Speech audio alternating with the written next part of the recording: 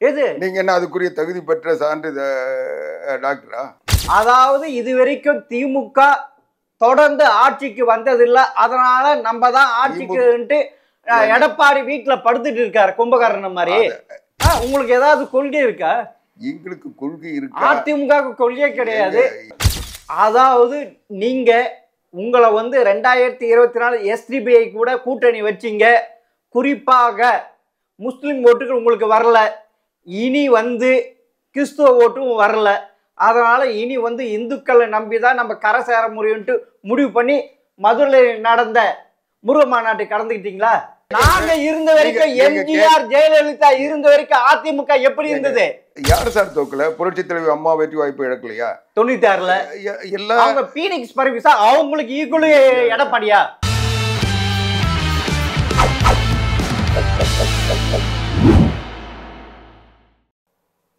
ஜெம்டி விநாயகர்களுக்கு வணக்கம். அரசியல் ஆடுகள பகுதியில் அதிமுகவின் செய்தி தொடர்பாளர் ஆவடி குமாரை அவர்கள் சந்திப்பவர். வணக்கம் சார். வணக்கம் சார். சார், உங்க உடம்புல ஓடுற ரத்தம் எந்த குரூப் சார்? எல்லாருக்கும் இருக்க மாதிரி அவங்கவுங்க மனிதர்கள் கூடிய குரூப் தான். ஆனா அதிமுக காரங்களுக்கு 2 குரூப் தான் இருக்குதுன்னு சொல்லியிருக்காரு RS பாரதி. அவருக்கு மனித ரத்தம் ஓடிச்சுன்னா அவர் சொல்லியிருக்க மாட்டாரு. ஆனா உங்களுக்கு மனித ரத்தம் ஓடலான்றாரு.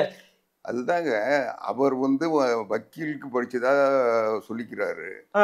எந்த கோர்ட்லயும் இப்போ பிராக்டிஸ் பண்ணதில்லை. கோர்ட் எங்க இருக்குன்னு கூட தெரியாது. அவ படிச்சதே வக்கீல், ஆனா எப்போ டாக்டர் ஆனாரு? இதெல்லாம் என்ன சார் பேசிக்? எனக்கு ஒரு ஆக்சிடென்ட் ஆயிடுச்சுன்னா நான் எந்த குரூப்ன்ட்டு எனக்கு பிளட் ஏத்துறேன்னு நான் சொல்லி ஆகணும்ல. நீங்க சொல்லணுங்க. அதை கண்டுபிடிக்கிற உரிமை உங்களுக்கு இருக்கா? நீங்க எது வேணா சொல்லிடலாமா? அப்படி கிடையாது. நான் ஏதோ ஒண்ணு ஏத்தி ஏதோ ஒண்ணு நான் செத்து போயிடுவேன் சார். நீங்க சாகுறீங்க இல்ல புடைக்கிறீங்கன்றத பத்தி இப்ப விவாதம் இல்ல. நான் கேட்கறது என்னுடைய ரத்தம் என்ன குரூப்ன்றது நீங்க எப்படி சொல்ல முடியும்? எது? நீங்க என்ன அதுக்குரிய தகுதி பெற்ற டாக்டரா? அவர் சொல்லியிருக்காரு 2 ரத்தம் தானே. அதிமுக ரத்தம், பாஜக பாசம். பாசம் பாசம் என்னது? பாசம் நாய் கூட பாசம் வச்சிருக்க அளவுக்கு அதிமுக யாரும் இல்ல. அப்படியா? நாய் கூட உறவு வச்சுட்டு நாய் எங்களுக்கு சான்றிதழ் தரணும். நாய் கூட உறவுனா அப்படின்னா RS பாரதி என்ன மாதிரி உறவு வச்சிருக்காரு? அறிவாலயத்துல கட்டி வச்ச நாய், அது ரோட்ல வர நாயோட தான் உறவு வச்சிருக்கோம். அது மனிதர்களோட உறவு வச்சிருக்காது சார். உறவுனா தப்பா ஆயிடும் சார். நண்பரா வச்சிருக்கீங்க. ஏங்க நீங்க சொல்றத பார்த்தா அவரை மாதிரியே சொல்றீங்களா சார்? நீங்க அவரை மாதிரி இல்ல. என்ன சார் அர்த்தம்? இல்ல அவரை மாதிரி சொல்லல, அவருக்கு புரியுற மாதிரி சொன்னேன். அப்படிங்களா? உங்களுக்கு ஏதாவது கொள்கை இருக்கா? எங்களுக்கு கொள்கை இருக்கு. அதிமுக கொள்கை கிடையாது. எம்ஜிஆர் ஒரு அதிமுக கொள்கைன்னு உருவாக்கல. எங்களுடைய கொள்கை அண்ணாயிசம் சொல்லிட்டு போயிட்டாரு. அண்ணாவை விட திமுகவுக்கு கொள்கை இருக்கா? அவங்களுக்கு ஒரு கொள்கை இருக்கு, ஒரு பிடிப்பு இருக்கு, ஒரு இது இருக்கு, தமிழ் பற்று இருக்கு, அல்லாம சமூக சமசம் எல்லாமே இருக்கு சார். சமச்சீர் சார், சமத்துவ சமச்சீர் சார். அவங்க இல்ல செகுலரிசம் சார். அவங்க எல்லாம் செகுலரிசம். நீங்க சொல்லிட்டா செகுலரிசமா? செகுலரிசம்னா ஏன் இந்து கடவுளை இம்சிக்கிறாங்க? அவங்க பெரியார் வழி பின்பற்றுவாங்க. அந்த கரெக்ட். பெரியார் அண்ணா வழி பின்பற்றுவாங்க. பெரியார் வழியை சொல்லி அவங்க இவங்களுடைய தனி வழியை காட்டுறாங்களே தவிர, பெரியார் கடவுள் இந்து மதத்தில் இருக்கின்ற அந்த ஏற்றத்தாழ்வுகளை அவர் அகற்றினா, அந்த அப்படி ஒரு ஏற்றத்தாழ்வு கற்பிக்கின்ற கடவுளை அகற்றினாதான் அவங்களுக்கு புரியுன்றதுக்காக அவர் சொன்னார ஒழிய, இவங்கள மாதிரி தனக்கு சிறுபான்மை மக்கள் ஆதரவு கிடைக்கணுன்றதுக்காக இந்து மதத்தை அவர் வெறுக்கல. பெரியார் அவர் தெளிவா சொன்னாரு, நான் அரசியலுக்கு வரமாட்டேன். திராவிட முன்னேற்ற கழகம் ஆரம்பிக்க சொல்ல அரசியல் கட்சி ஆரம்பிக்கல. அதுக்கு பிறகுதான் அரசியலுக்கு மாறினாங்க. பெரியார் சமூக சீர்திருத்தவாதியா தன்னுடைய வாழ்க்கையில் கடைசி வரைக்கும் இருந்தார். அதுக்கு காரணம் என்னன்னா, பொதுமக்கள் கிட்ட ஓட்டு கேட்கணும்னு சொல்ல சமரசங்களுக்கு கொள்கையை சமரசப்படுத்த வேண்டியிருக்கும். அதனால அந்த சமரசங்கள் என்னால் செய்ய முடியாது. நான் ஒரு கடுமையான எதிர்ப்பாளர். நான் அந்த சமுதாயத்தில் இருக்கின்ற நலிவுகளை நீக்கிறதுக்கு இந்த மதம் ஒரு காரணமா இருக்கு. அந்த மத வேற்றுமைகள் கலைஞர்னா மதத்தை நான் எதிர்க்கிறேன். மதத்தை எதிர்த்துட்டு அவங்க கிட்ட போய் ஓட்டு கேட்க சொல்ல சமரசத்துக்கு போக முடியாதுன்னு ஒரு அரசியல தலையிடல. ஆனா பெரியார் வழியில ஆளுந்தூர் பாரதியும் ஸ்டாலினும் இன்னைக்கு அரசியல்ல ஈடுபடாம இருக்காங்களா சார்? அரசியல அவங்க கரெக்டா அவங்க கொள்கையில பிடிப்பா இருக்கிறாங்க சார். ஏங்க ஆமா என்ன சார். சரி நீங்க ஏதாவது ஒரு கொள்கை இது இல்ல, சொல்லுங்க. அவங்க சிறுபான்மையர் இருங்க. ஓட்டு வேணும்னு கேக்குறாங்க. அது அவங்க கரெக்டா அவங்க போயிட்டு இருக்கு. அவங்க சொல்ற கொள்கையில ஏதாவது ஒரு கொள்கையில பிடிப்பா இருக்காங்கன்னு சொல்லுங்க. எது? ஏதாவது ஒரு கொள்கை சொல்லுங்க. சார் சிறுபான்மையருக்கு சப்போர்ட் பண்றாங்க சார். ஏங்க இல்ல வாழ்த்து சொல்றாங்க சார். அவங்களுக்கு நான் சொல்றதை இந்து கேளுங்க. பண்டிகைக்கு எதுவுமே நான் சொல்ல மாட்டேன் எதுன்னு. ஆனா நீங்க நான் சொல்றதை கேளுங்க. சிறுபான்மையினருக்கு எந்த கட்சி எதிரா இருக்கு? எந்த கட்சி எதிரா இருக்கு? சிறுபான்மையருக்கு அவங்க ஆதரவா இருக்காங்கன்னு சொன்னீங்கல்ல. எல்லாரும் இந்த நாட்டுல இருக்கிற எல்லா பிரஜைகளுக்கும் எல்லா மதத்தினருக்கும் எல்லா மொழியினருக்கும் எல்லாரும் ஆதரவா தான் இருக்கிறோம். யாரும் யாரையும் அழிச்சிட்டு அவங்க மேல ஏறி குதிரை ஓட்டணும்னு யாரும் நினைக்கல. நீங்க திமுக மட்டும்தான் அப்படி ஆதரவா ஆமா சார். நீங்க இல்ல நீங்க சிறுபான்மை ஓட்டு நம்பி இருந்தீங்க. நாங்க ஓட்டு என்னன்னவோ பண்ணி பாத்தீங்க. உங்களை நடுத்தேர்ல விட்டாங்க. நீங்க கேக்குற கேள்விக்கு நான் பதில் சொல்றேன். அவங்க சிறுபான்மை ஓட்டை நம்பி நாங்க இல்ல. ஆனா திமுக இருக்குன்னு நீங்க சொல்றீங்க. அப்படி கிடையாது. 2021 என்ன சொன்னாரு ஜெயக்குமார்? உங்க கட்சி ஜெயக்குமார் என்ன சொன்னாரு? நான் ராயபுரத்துல தோத்து போன காரணம் சிறுபான்மை ஓட்டு வராதுதான் சொன்னாருல்ல. அது உண்மைதானே அவர் சொல்லியிருக்காரு. உண்மைதான், நானே சொல்லியிருக்கேன். CV சண்முகமா தானே சொல்லியிருக்காரு. ஏங்க உண்மைங்க. அதிமுக சார்பில் நானே சொல்லியிருக்கேன். நீங்க ஒண்ணு எங்களுக்கு ஒளிவு முறை எதுவுமே இல்லை. நீங்க 2021 தேர்தலில் ஒவ்வொரு மசூதிலையும் அவங்க முடிவெடுத்து திமுகவுக்கு தான் ஓட்டு போடணும், அதிமுக ஓட்டு போட்டீங்கன்னா இது பாரதிய ஜனதா கட்சிக்கு போடுற ஓட்டு, அதனால இதை போடாதீங்கன்னு சொன்னது உண்மை. அதனால நாங்கள் பாதிக்கப்பட்டது உண்மை. 3% ஓட்டு இடைவெளியில் நாங்கள் வெற்றி வாய்ப்பு இழந்தோம். அதான் எங்களுக்கு வர வேண்டிய வாக்குகள் பாரதிய ஜனதா கட்சியோட கூட்டணி சேர்ந்தோன்றதுனால வரல. அதான் அவர் சொன்னார். அதில் என்ன தப்பு? அதனால அதுக்கு தான் நீங்க அது ஒரு டெஸ்டும் பண்ணி பார்த்துட்டீங்க. 2024 பாராளுமன்ற தேர்தல பாஜகவை கூட்டணியிலிருந்து விலக்கிட்டீங்க. அப்புறம் உங்களை SDPI கூட்டணி வச்சு வந்துதான் அந்த ஓட்டு. இருங்க, நாங்க டெஸ்ட் பண்ணி பார்க்கல. நாங்க எங்க கொள்கை ரீதியா நாங்க எங்க கட்சியினுடைய நிலைப்பாட்டை நாங்க ஒவ்வொரு நிலையும் வெளிப்படுத்திட்டு இருக்கோம். நாங்க போன நாடாளுமன்ற தேர்தலில் என்ன நடந்ததுன்னு நீங்க தெளிவா பாருங்க. பாரதிய ஜனதா கட்சி கூட்டணியில் அதிமுக பாரதிய ஜனதா கட்சி ஒன்னா இருந்ததா திமுக 40 இடத்துல வெற்றி பெற்றிருக்குமா? வெற்றி பெற்றிருக்குமா? அதுல உங்களுக்கு கொள்கை இல்ல. உங்களுக்கு அது நடந்திருக்கும். கேக்குறதுக்கு நேரடியா பதில் சொல்லுங்க. ஆமா, அது நடந்திருக்கும். 40 இடத்துல ஜெயிச்சிருக்காதுன்ட்டு ஒரு கன்க்ளூஷன் இருந்தது. ஏறக்குறைய பாஜகவும் அதிமுகவும் குறைஞ்சது 10ல இருந்து 15 இடம் ஜெயிக்க இருந்தது. அதிமுகவும் பாட்டாளி மக்கள் கட்சியும் ஒன்னா சேர்ந்து நின்று இருந்தாவே ஒரு 5 இடத்துல ஜெயிச்சிருக்கோம்.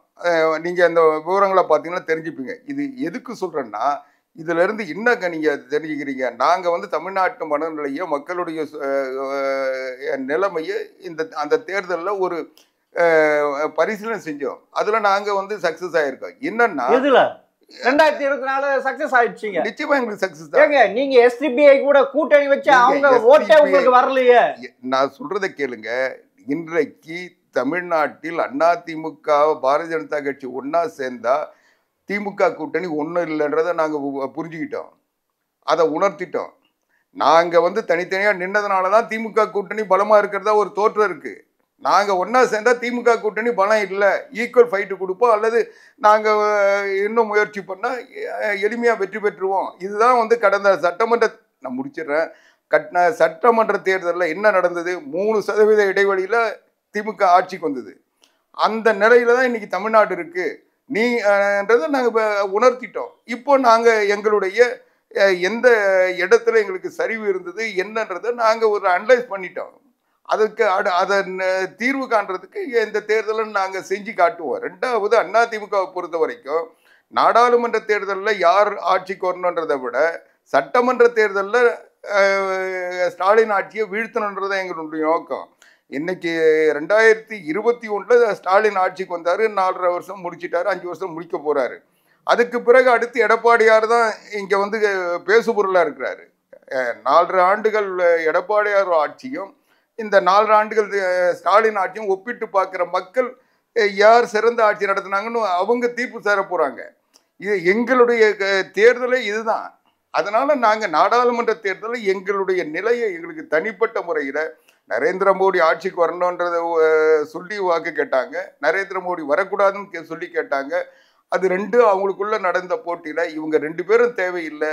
எடப்பாடி பழனிசாமியினுடைய தலைமைக்கு தமிழ்நாட்டில் 19% மேல 21% வாக்கு இருக்குன்றதை நாங்க நிரூபிச்சிருக்கோம். அது நிரூபிச்சீங்க. ஆமா, அம்மா விட்டு போறப்ப உங்களுடைய வாக்கு சதவீதம் எவ்வளவு? நீங்க அது வேணாம் சார், உங்களுடைய வாக்கு சதவீதம் எவ்வளவு சார்? இது எல்லாம் ஒரு தேர்தலை வச்சுட்டு பேசாதீங்க. அப்படி கிடையாது. கேக்குறது நீங்க கேக்குறது கழுதை தேர்ந்து கட்டரும்பானது உங்களுடைய வாக்கு சதவீதம். நீங்க வந்து திமுகவினுடைய வாக்கு சதவீதம் 2011 எவ்வளவு? 2011 எவ்வளவு சார்? அவங்களுக்கு நிலையா அந்த 25-30 சீட் இருக்காங்க சார். நான் கேக்குறதுக்கு பதில் சொல்லுங்க. 2006ல அதிமுகவுடைய வாக்கு சதவீதம் எவ்வளவு? 2006ல அதிமுகவுடைய வாக்கு சதவீதம் சார் அதே 30 இருந்தது சார். 30ல இருந்து 35% இருந்தது சார். அது சட்டமன்ற தேர்தல். ஆமா. ஆனா 2019 பார்லிமெண்ட் தேர்தல் அதிமுக வாக்கு சதவீதம் எவ்வளவு இருந்தது? ஓ, நீங்க அப்படி வரீங்களா? இருங்க. நான் அப்படியும் வரல, இப்படியும் வரல. நான் சரியா தான் வரேன். பார்லிமெண்ட்டுக்கு தேசிய கட்சிகள் தான் தலைமை வகிக்கும். தேசிய கட்சிகளை சார்ந்துதான் தமிழ்நாட்டு மக்கள் முடிவெடுப்பாங்க. சட்டமன்ற தேர்தலுக்கு மாநில கட்சிகள் திமுகவா அதிமுகன்றதான் இங்க வந்து விவாத பொருள். இதை சார்ந்தான் முடிவெடுப்பாங்க. இந்த வாக்கு சதவீதத்தை அந்த வாக்கு சதவீதத்தோட ஒப்பிடாதீங்க. நாடாளுமன்ற தேர்தல் என்பது இந்த நாட்டை யார் ஆளணும், நரேந்திர மோடி ஆட்சி தான் சிறந்த ஆட்சின்னு சொல்லி சொல்ல இல்லை சொல்ற அந்த போராட்டத்தில் யாருன்னு. அதே மாதிரி இப்போ நடக்க போற போராட்டம் இந்த ஸ்டாலின் ஆட்சி தமிழ்நாட்டுக்கு துரோகம் இழைக்கின்ற ஆட்சி, தமிழ்நாட்டை பாடுபடுத்துகின்ற ஆட்சி, சீர்கெடுத்து வைத்திருக்கின்ற ஆட்சி. இந்த ஆட்சி ஒழிக்கணும். இந்த ஒழிக்கணும்னா எடப்பாடி பழனிசாமி தான் முடியும்ன்றது இன்னைக்கு தமிழ்நாட்டு மக்களுடைய முடிவு. இருக்கீங்களா? அதாவது நீங்க எப்படி தெரியுமா, அதாவது இதுவரைக்கும் திமுக தொடர்ந்து ஆட்சிக்கு வந்ததில்லை, அதனால நம்ம தான் ஆட்சிக்கு எடப்பாடி வீட்டுல படுத்துட்டு இருக்காரு கும்பகர்ணன் மாதிரி. நீங்க 6 மாசம் தூங்கிட்டு இருக்காரு. நீங்க எடப்பாடி படுத்துட்டு இருக்காரோ இல்ல அதிமுக தொண்டை தூங்கிட்டு இருக்கானோ இதெல்லாம் உங்க கற்பனையா இருக்கலாம். உங்களுக்கே வந்து இவ்வளவு தூரம் அவர் தூங்கிட்டு இருக்காருன்னு ஆதங்கம் இருக்கு சொல்ல, எங்களுக்கு இருக்காதா? நாங்க ஒரு கட்சி 10 வருஷம் தொடர்ந்து ஆட்சியில இருந்து அதுக்கப்புறம் 5 வருஷம் ஆட்சி இழந்துட்டு மறுபடியும் ஆட்சிக்கு வரணும் களத்துல நிக்கிற கட்சி தூங்கிட்டு இருக்குமா? கேட்கிற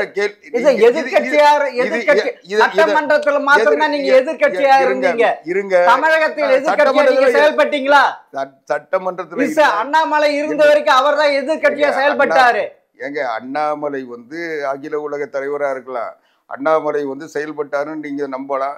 அதுக்கு பெண் நிறுவனம் ஒத்துவதெல்லாம் அவங்க வந்து ஊடகங்களை வச்சு அதை பில்டப் பண்ணலாம். அண்ணாமலைக்கு தர விளம்பரம், பிஜேபிக்கு தர விளம்பரம் நீங்க நினைச்சீங்கன்னா, அல்லது அதிமுக கூட்டணிக்கு தர விளம்பரம் நீங்க நினைச்சீங்கன்னா திமுகவினுடைய சூழ்ச்சியை புரியாம இருக்கீங்கன்னு அர்த்தம். அதாவது நீங்க உங்களை வந்து 2024 SDBI கூட கூட்டணி வச்சிங்க. குறிப்பாக முஸ்லிம் ஓட்டுகள் உங்களுக்கு வரல, இனி வந்து கிறிஸ்துவ ஓட்டும் வரல. அதனால இனி வந்து இந்துக்களை நம்பிதான் நம்ம கரை சேர முடியும்ட்டு முடிவு பண்ணி மதுரையில் நடந்த முருக மாநாட்டை கலந்துக்கிட்டீங்களா? நாங்க வந்து இப்பவும் சொல்றோம், முஸ்லீம் ஓட்டு எங்களுக்கு வரலன்னு நீங்க சொல்றது கற்பனை. திமுகவுக்கு முஸ்லீம்கள் தலைவர்கள்ன்ற பேர்ல ஒரு கும்பல் அமீர் மாதிரி ஆளுங்க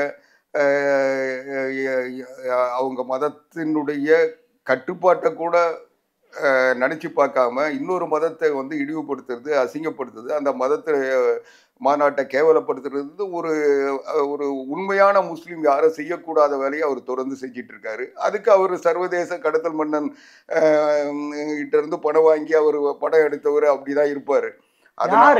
யாரு அமீர்? யாரு அமீர்? நான் கேட்கறது நான் சொல்ல வர்றது சொல்ல விடுங்க.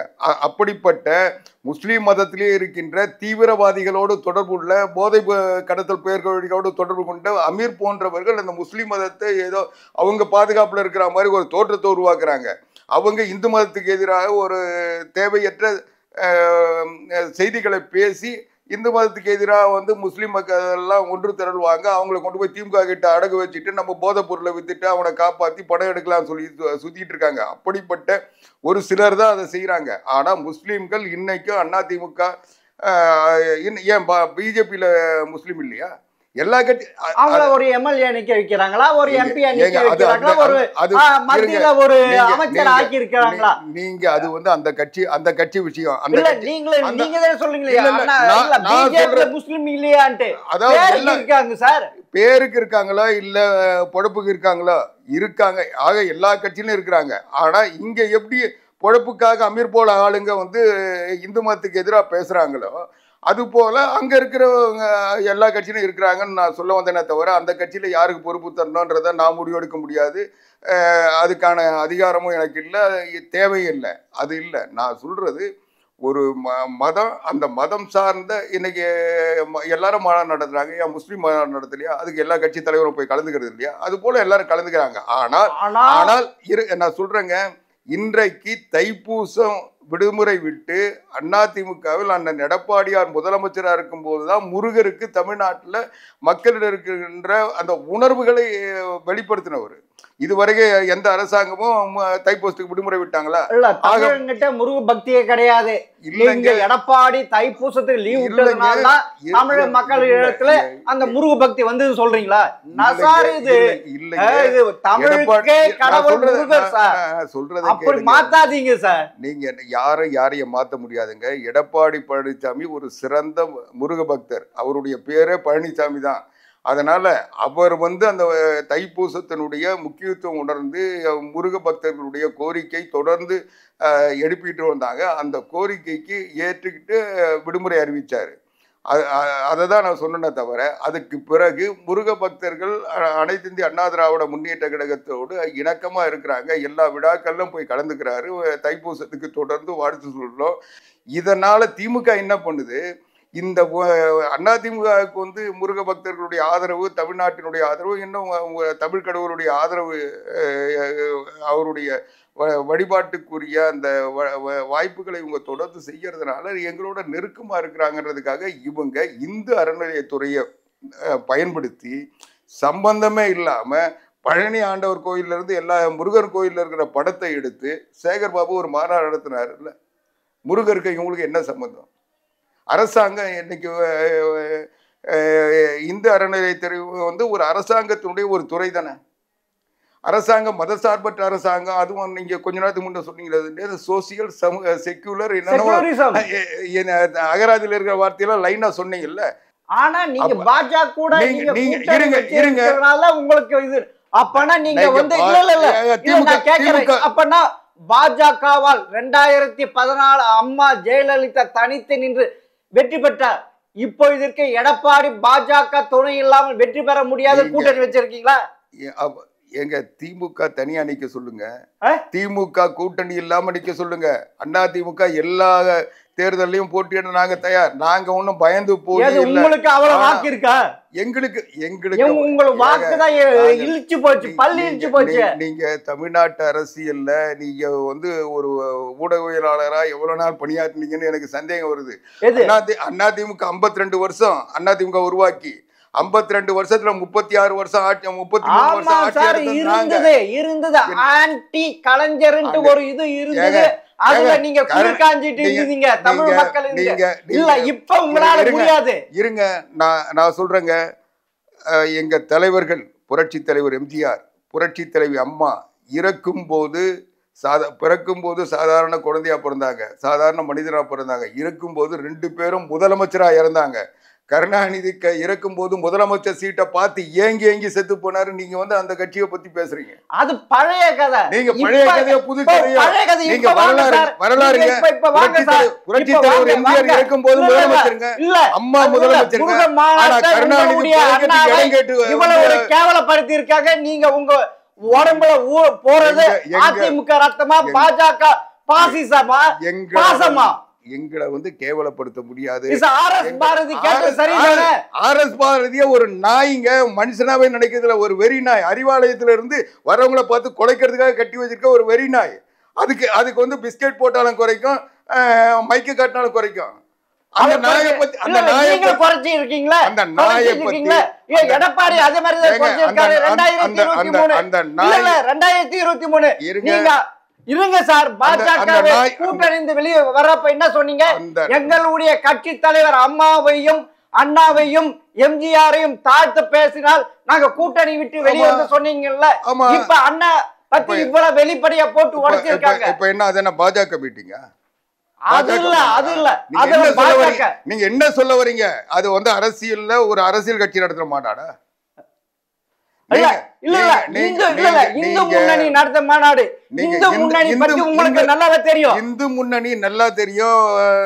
அவங்களுடைய கொள்கை என்ன, கோட்பாடு என்ன எதுன்னு உங்களுக்கு தெரியும். நாங்க வந்து பாரதிய ஜனதா கட்சியோட கூட்டணி வச்சிருக்கோம். பாரதிய ஜனதா கட்சி அரசியல் இயக்கம், அரசியல் கூட்டணி தானே தவிர அந்த கூட்டணி கூட கொள்கை கூட்டணி இல்லை. நாங்க தேர்தல் கூட்டணி, ஒரு கட்சியோட கூட்டணி வச்சிருக்கோம். அதனால அந்த கட்சி அவங்க வீட்டுல என்ன சாப்பிட்றாங்க என்ன பேசுறாங்கன்னு வச்சு நாங்க கொள்கை முடிவு எடுக்க முடியாது. நாங்க கூட்டணி வந்து பிஜேபியோட கூட்டணி. பிஜேபி நிலைப்பாடு என்னவோ அதுக்கு அது ஒரு முடிவு எடுத்து அறிவிச்சாங்கன்னா அது தவறா இருந்தா நாங்க கண்டிப்போம். ஆனா எடப்பாடி கண்டிச்சாரா? நிச்சயமாக மாநாடு கலந்து அங்க தீர்மானம் நிறைவேற்றப்பட்டது. அங்க சொல்லப்பட்ட பல கருத்துக்கள் சிறுபான்மைக்கு எதிராக இருந்தது. அதுக்கு எதிர்த்து எடப்பாடி ஒரு இதுவரைக்கும் அறிக்கை விட்டாரா, ஏதாவது சொன்னாரா? கண்டிக்க வேண்டிய அவசியம் இல்லை. அது வந்து இந்து முன்னணியினுடைய கொள்கை, அவங்களுடைய தீர்மானம்.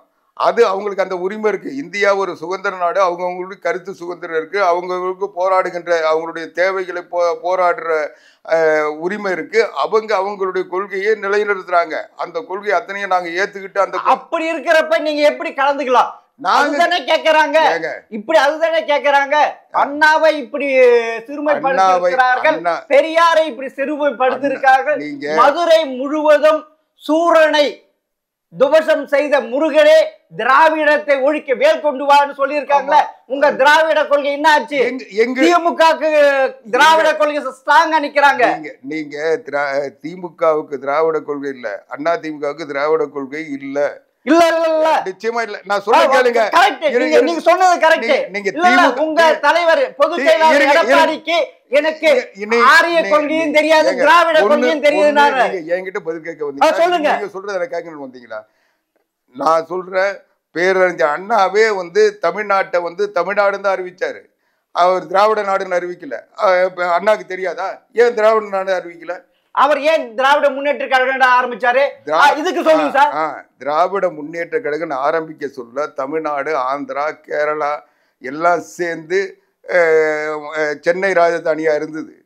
அந்த நேரத்துல திராவிட கழகம் ஆரம்பிக்க சொல்லியும் அதுக்கு ஒரு மாற்று பெயராக தான் அறிவிச்சாங்க. ஆனால் அது சுதந்திரத்துக்கு பிறகு 1956 முடிவடி மாநிலங்கள் அமைக்கப்பட்டதற்கு பிறகு, ஒவ்வொரு மாநிலமும் பிரிஞ்சு போனதுக்கு பிறகு, தமிழ்நாடு தனியா வந்ததுக்கு பிறகு அண்ணா மதராஸ் மாநிலத்தை தமிழ்நாடுன்னு மாத்தணும்னு சொன்னாரு. திராவிட நாடுன்னு மாத்த சொல்ல. அதனால திராவிட நாடுன்னு கேட்டாரு. திராவிட நாடு எப்போ கைவிட்டாரு? திராவிட நாடு இருங்க. நீங்க நல்ல வரலாற்றை இந்த திமுக காரன் பேசுற வரலாறை வச்சுட்டு எங்களுக்கு கேள்வி கேட்காதீங்க. நான் சொல்றது திராவிட நாடுன்னு அண்ணா கேட்டது உண்மை, பெரியார் சொன்னது உண்மை, தென்னிந்திய நல உரிமை சங்கம் திராவிட கழகமா மாறினது உண்மை. அன்னைக்கு தென்னிந்தியா என்பது ஒரு நிலப்பரப்பால் ஒரு மாநிலமாக இருந்தது.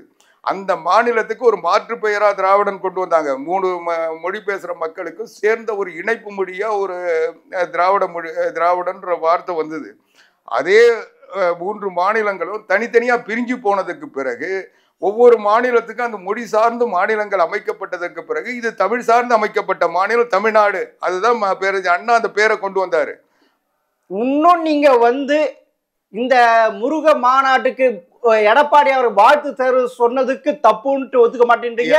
உங்க முன்னாள் அமைச்சர்கள் கலந்து கொண்டது தப்புன்னு சொன்னீங்க. அங்க உங்களை எவ்வளவு தாழ்த்தப்படுறீங்க அவ்வளவு தாழ்த்துனீங்க. அப்பனா நீங்க உங்களுக்கு கொள்கை கிடையாது, கோட்பாடு கிடையாது, ஒண்ணும் கிடையாது. எங்களுக்கு ஸ்டாலின் சொல்ற திராவிட மாடலும் கிடையாது, திராவிட தேடலும் கிடையாது. எங்களுக்கு திராவிடம் என்னன்றது எங்களுக்கு தெரியும். அது திராவிடம் என்பது ஒரு கருத்துருவாக்கம் தானே தவிர தமிழ்நாடு தான் எங்களுடைய இலக்கு, தமிழ் தான் எங்களுடைய மொழி. தமிழ் மொழியும் தமிழ் மாநிலமும் வளம் பெறதுக்கு தான் நாங்கள் உழைப்போம். தமிழ்நாட்டினுடைய முன்னேற்றத்திற்கு, தமிழ்நாட்டினுடைய தேவைக்கு தான் அனைத்து இந்திய அண்ணா திராவிட முன்னேற்ற கழகம் உழைச்சிக்கிட்டு இருக்கு, உழைக்கும். சரி, நீங்க என்ன சொன்னீங்க? நாங்க இன்னும் ஸ்ட்ராங்கா இருக்குன்னு தானே சொன்னீங்க. அதிமுக இன்னும் ஸ்ட்ராங்கா 20% இருக்குதுன்ட்டு சொன்னீங்கல்ல. இது வரைக்கும் அதிமுக வரலாற்றிலே 2024 பாராளுமன்ற தேர்தல் 7 இடத்தை டெபாசிட் வாங்குனீங்க. இது வரைக்கும் அதே மாதிரி வாங்கியிருக்க உங்க கட்சி சொல்லுங்க பாக்கலாம். எடப்பாடியுடைய நிலைமை எப்படி அதிமுக வச்சிருக்காரு பாருங்க. நீங்க இவ்வளவு வந்து இந்த பெண் நிறுவனம் வந்து ஊடகங்களை என்ன பாடுபடுத்துன்னு எனக்கு தெரியும். ஊடகவியலாளர் நாங்க கேட்ட क्वेश्चनக்கு ஆன்சர் சொல்லுங்க சார். நீங்க கேட்ட பெண் நிறுவனம் அந்த நிறுவனம் கேட்ட क्वेश्चनக்கு நீங்க டைரக்டா சொல்லுங்க சார். டைரக்டா சொல்லுங்க. நீங்க ஜகா வாங்குறீங்க. திமுக டெபாசிட் போனது திமுக டெபாசிட் போனது இல்லையா? நீங்க எந்த கட்சிட்ட ஆர்கே நகர்ல திமுக டெபாசிட் போச்சா இல்லையா? நீங்க நான் கேக்குறேன். நாங்க இருந்த வரைக்கும் எம்ஜிஆர் ஜெயலலிதா இருந்த வரைக்கும் அதிமுக எப்படி இருந்தது? நீங்க எப்படி இருந்தது?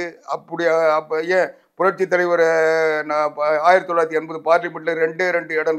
ஆமா சார். நீங்க வெற்றி தோல்வி வந்து ஒரு அரசியல் கட்சிக்கு நடக்கக்கூடியதான். ஓட்டு சதவீதம் அப்படியே இருந்தது. 43% இருந்தது. இன்னைக்கு 20% கழுகு தேர்ந்து கட்டர் மாறுது சார். எங்க யார் சார் தோக்கல? புரட்சி தலைவர் அம்மா வெற்றி வாய்ப்பு இழக்கலையா? 96ல எல்லாம் அவங்க பீனிக்ஸ் பரவி சார். அவங்களுக்கு ஈக்குவல் எடப்பாடியா? எம்ஜிஆர் ஜெயலலிதா ஈக்குவல் எடப்பாடியா? எல்லாருக்கும் ஈக்குவல் வந்து ஒருத்தரா இருக்க முடியாது. ஒவ்வொருத்தரும் ஒவ்வொரு தனி ரகம். எடப்பாடியார்கிட்ட இருக்கிற திறமை அம்மா கிட்ட இருக்கிற அவசியம் இல்லை. அம்மா கிட்ட இருக்க திறமை எடப்பாடிக்கு திறமையே இல்லை. என்னங்க பேசுறீங்க நீங்க? அம்மாவை போல அவர் இருப்பாருன்றது வேற. ஆனா அம்மா எம்ஜிஆர் போல இருப்பார் என்பது வேற. ஆமா, தெரியுது இல்ல? அப்படி இருக்கிறப்ப எடப்பாடியை வச்சுட்டு எப்படி 2026 உங்களால் வெற்றி பெற முடியும்? நீங்க எடப்பாடியை வச்சுட்டு வெற்றி பெறமா இல்ல அதிமுக தொண்டர்கள் வச்சுட்டு வெற்றி பெறமான்றது இல்ல. அதிமுக வெற்றி பெறும். எடப்பாடியார் தலைமையில் முதலமைச்சரா எடப்பாடியார் வருவார். ஆட்சி அமைப்போம். வெற்றி தோல்வி என்பது திமுக என்னவோ ஸ்டாலின் பிறந்ததுல இருந்து வெற்றி. அவர் முதல் தேர்தலே தோத்தாரு. முதல் தேர்தலே எடப்பாடியார் சட்டமன்ற கலைஞரை விட மிக கலைஞர் நீங்க கருணாநிதி கடைசி வரைக்கும் அந்த முதலமைச்சர் சீட்டை பார்த்து ஏங்கி செத்து போன ஒரு மனுஷனை என்னவோ வெற்றியை தொடர்ந்து பெற்றாருன்னு சொல்லிட்டு உங்களை ஓட விரட்டிட்டு இருக்காரு ஸ்டாலின். அதிமுகவை எடப்பாடியை ஓட விரட்டுறாரு. அப்ப கூட இன்னும் புரியல உங்களுடைய பொதுச் செயலாளர் எடப்பாடிக்கு. நீங்க ஸ்டாலின் இல்ல, அவங்க அப்பாவையே தண்ணி காட்டினவங்க நாங்க. ஸ்டாலின் ஒரு பொம்மைங்க. ஸ்டாலினை இன்னைக்கு வச்சுக்கிட்டு ஒரு கும்பல், சர்வதேச கும்பல், இன்னும் சொல்ல போனா இந்த நாட்டை கொள்ளடிக்கிற சூறையாடுகின்ற கும்பல் எல்லாம் சேர்ந்துக்கிட்டு அவர் ஒரு பின்புலமா இருந்துக்கிட்டு இந்த ஆட்சியை வந்து கெடுத்துக்கிட்டு தமிழ்நாட்டை வந்து ஒரு ரணகலமா மாத்திக்கிட்டு இருக்காங்க. சட்டம் ஒழுங்கை சீர்கெடுத்துட்டு இருக்காங்க. இந்த நாட்டை கொள்ளையடிச்சுக்கிட்டு இருக்காங்க. போதைப் பொருள் புகலிடமா தமிழ்நாடு மாறி இருக்கு. கள்ளச்சாராயம் வித்து இந்த எந்த ஆட்சியில இல்லாத அளவுக்கு இந்த ஆட்சியில ஒரு 70 பேர், அதுக்கு முன்ன ஒரு 20-30 பேர், 100 பேர் வரைக்கும் இது வரைக்கும் செத்துருக்காங்க. இன்னும் செத்தவங்களுக்கு 10 லட்சம் ரூபாய் கொடுத்து அவங்க சாதனையை வந்து கல்வெட்டில் போதிக்கிட்டு இருக்க ஒரு கேவலமான ஆட்சி திமுக ஆட்சி. அந்த ஆட்சியை பத்தி பேசிக்கிட்டு இருக்கீங்க. ஸ்டாலின் மிக அரசியல் சூஸ்திரதாரி. ஆனால் எடப்பாடி அப்படி இல்லை. தன்னுடைய ஓட்டை எவ்வளவு கீழே இறக்க முடியுமோ சதவீதத்தை ஏற்று இருக்க முடியுமோ எடப்பாடியோடு ஒப்பிடுகின்ற பொழுது ஸ்டாலின் ஒரு பொம்மை, ஒரு கையால் ஆகாத மனிதர். இன்னும் சொல்ல போனா நீங்க அதுக்கு ஒரே ஒரு உதாரணம் சொல்றேன். புரட்சி தலைவி அம்மா அவருடைய மரணத்திற்கு பிறகு அண்ணன் எடப்பாடியார் தமிழ்நாடு சட்டமன்ற அனைத்து இந்திய அண்ணா திராவிட முன்னேற்ற கட்சி சட்டமன்ற தலைவராக தேர்ந்தெடுக்கப்பட்டதற்கு பிறகு அவர் பதவி பிரமாணம் செஞ்சு அமைச்சரவை பதவியேற்றதற்கு பிறகு கவர்னர் சொன்னாரு நம்பிக்கை வாக்கெடுப்பு பெறணும்னு. இதே ஸ்டாலின் என்ன சொன்னாரு? நம்பிக்கை வாக்கெடுப்பு வரட்டும், நாங்க யாருன்னு காட்டுறோம், இந்த ஆட்சி எப்படி நிக்குதுன்னு பாக்குறேன்னாரு. அதுக்கு போதாத குறைக்கு இங்க துரோகி பன்னீர்செல்வம் கூட சேர்த்துக்கிட்டு 11 பேரை வச்சுக்கிட்டு அவங்க கூட நின்னாரு. ஏற்றி எல்லாம் ஓட்டு போட்டாங்க. என்ன ஆச்சு? கடைசியில எந்த எடப்பாடி பழனிசாமி ஒன்றும் இல்லாமல் ஆக்கிறோன்னு சொன்னீங்களோ அவர் கம்பீரமா முதலமைச்சராக வந்தாரு. இந்த எடப்பாடி பழனிசாமியை வீழ்த்திறன் போன ஸ்டாலின் சொக்காய கீழ்ச்சின்னு கவர்னர் கிட்ட போய் ஐயோ என்ன அடிச்சுட்டாங்க முடிக்கிறாங்க. அப்ப இல்ல இப்போ அதை விட கடைசியில போய் எந்த கவர்னர் கிட்ட போய் ஐயோ என்ன அடிச்சுட்டாங்க சொக்காயை கீழ்ச்சிட்டாங்க பாருங்கன்னு கதர்ன ஸ்டாலின் ஒரு வீரன். நீங்க வந்து ஆமா சார், ஒரு வீரன் உண்மையிலே பாருங்க, அவர் தொடர்ந்து வெற்றி பெற்றுக் கொண்டிருக்கிறார். எடப்பாடி தொடர்ந்து தோற்று கொண்டு இருக்கிறார். அதை ஏத்துக்க மாட்டேங்கிறீங்க. சொல்றீங்களா? உங்களுக்கு கேவலமா இல்ல? எது கேவலம்? அசிங்கமா இல்ல? நீங்க ஒரு பத்திரிகையாளர் சொல்லிட்டு இதெல்லாம் பேசிட்டு அதிமுக இந்த மாதிரி கண்டது இருக்கா? ஸ்டாலின் எப்போ முதலமைச்சர் ஆனாரு? எப்போ முதலமைச்சர் ஆனாரு யாரு? ஸ்டாலின் 2021. இன்னைக்கு என்ன தேதி? இன்னைக்கு என்ன வருஷம்? 5 வருஷம் இன்னும் முடிக்கல. அதுக்குள்ள ஊரே நாரின் கிடக்குது. ஊர்ல இருக்கவங்க எல்லாம் எடப்பாடி நம்ப மாட்டேன்றாங்க சார். நீங்க பாஜக கூட்டணி வச்சிட்டு இருக்கிறதால இப்படி நிலைமை வருது. இப்ப பாஜக கூட்டணி வச்சுதான் கரை சேர மாறலையே. நாங்க வந்து யாரையும் நம்பி இல்ல, அதிமுக தொண்டர்களை நம்பி அதிமுக இருக்கு. இந்த கட்சி 2026 எடப்பாடி பழனிசாமி முதலமைச்சராக போறாரு. நீங்க இன்னைக்கு பேசுற ஸ்டாலின் அன்னைக்கு எங்க இருக்கிறாருன்னு பாருங்க. ஏற்கனவே ஸ்டாலினுடைய வீரத்தை பத்தி உங்களுக்கு தெரியும். கருணாநிதியை கைது பண்ணாங்கல்ல? ஆமா. எது கைது பண்ணாங்க? அம்மா ஆட்சியில எதுக்கு கைது பண்ணாங்க? மேம்பால ஊழல் சொல்லி. அப்புறமா இருங்க, மேம்பால ஊழல். மேம்பாலத்தை யார் கட்டினது? மேம்பாலத்தை யார் கட்டினது? திமுக ஆட்சி கலைஞர் முதலமைச்சர் இருக்கிறப்ப அதுல இருந்துதான் நீங்க தெளிவில்லாத ஆளுன்றத நான் சொல்றேன். என்னன்னா 12 மேம்பாலங்கள் கட்டினதா வழக்கு. புகார் யார் கொடுத்தது? சென்னை மாநகராட்சி ஆணையாளர். ஏன் வந்து மாநகராட்சிக்கு வந்து பாலம் கட்டுற அதிகாரம் இல்லை, அதுக்குரிய அதிகாரிகள் இல்லை, அதுக்குரிய வசதி கிடையாது. எல்லாம் பொதுப்பணித்துறை தான் தமிழ்நாடு முழுவதும் கட்டும். ஆனா ஸ்டாலின் கருணாநிதி தன்னுடைய மகன் மேயராக இருக்கிற ஒரே காரணத்துக்காக பொதுப்பணித்துறை கட்ட வேண்டிய பாலங்களை மாநகராட்சி கட்டுன்னு சொல்லி ஒரு ஸ்பெஷல் ஜிஓ போட்டு அதிகாரத்தை இவர் கொடுத்தாரு. அந்த 12 பாலத்துல ஊழல்ன்றதுக்கு தான் கைது பண்ணாங்க. இவர் வந்து ஏன் இவங்களுக்கு எந்த வித பொறியாளர்களோ அதுக்குரிய அடிப்படை வசதிகளோ இல்லாத ஒரு மாநகராட்சிக்கு ஏன் இந்த அதிகாரத்தை கொடுத்தாங்க? அந்த அதிகாரத்தை இவர் செயல்படுத்தல என்ன தவறு நடந்ததுன்றதான் அந்த வழக்கு. கருணாநிதியை கைது பண்ண உடனே கனிமொழி போய் ஜெயிலில் வாசல்ல உட்கார்ந்துருந்தாங்கல்ல. ஸ்டாலின் எங்க போனாரு? ஏன்னா இவர் A2, இவர் ஓடிட்டார் பெங்களூருக்கு. அவருடைய வீரத்தை பத்தி எங்களுக்கு தெரியும். அது போல நிலைமை மறுபடியும் வரும். இன்னைக்கு வந்து அதிகாரம் பேசுற ஸ்டாலின், இன்னைக்கு வந்து வீரம் காட்டுற ஸ்டாலின் 26க்கு பிறகு எங்க இருக்காருன்னு பாருங்க. அப்ப தெரியும் அரசியல்ல எடப்பாடி பழனிசாமி யாரு, ஸ்டாலின் யாருன்னு தெரியும். சரி, பொறுத்து இருந்து பார்க்கலாம் சார். நிச்சயமா பார்ப்போம். இன்னும் 10 மாசம் இருக்கு சார். நிச்சயமா பார்ப்போம். மிக்க நன்றி சார்.